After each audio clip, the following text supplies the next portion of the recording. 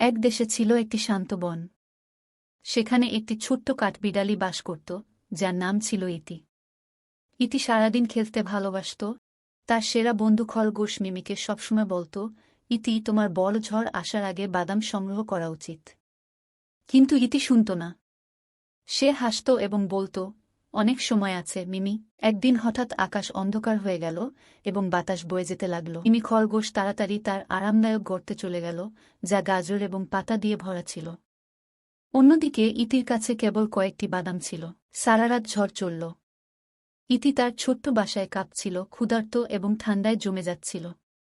সকাল হলে সে খুব দুঃখী এবং ক্ষুধার্ত অনুভব করল। তখনই মিমি খরগোশ একটি খাবারের ঝুড়ি নিয়ে এসে হাজির হল। এখানে ইতি, কিছু গাজর খাও, সে সদয়ভাবে বলল।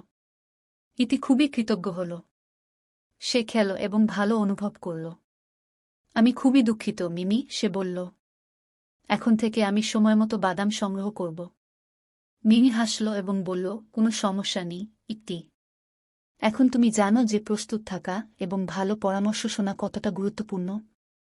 সেই দিন থেকে ইতি সবসময় মিমির কথা শুনত এবং কঠোর পরিশ্রম করত যাতে সবসময় প্রস্তুত থাকে। আর তারা দুজনেই সুখী এবং নিরাপদে থাকল, এমনকি সবচেয়ে বড় ঝড়েও। গল্পের নীতিকথা: সবসময় প্রস্তুত থাকো এবং বন্ধুদের ভালো পরামর্শ শোনো।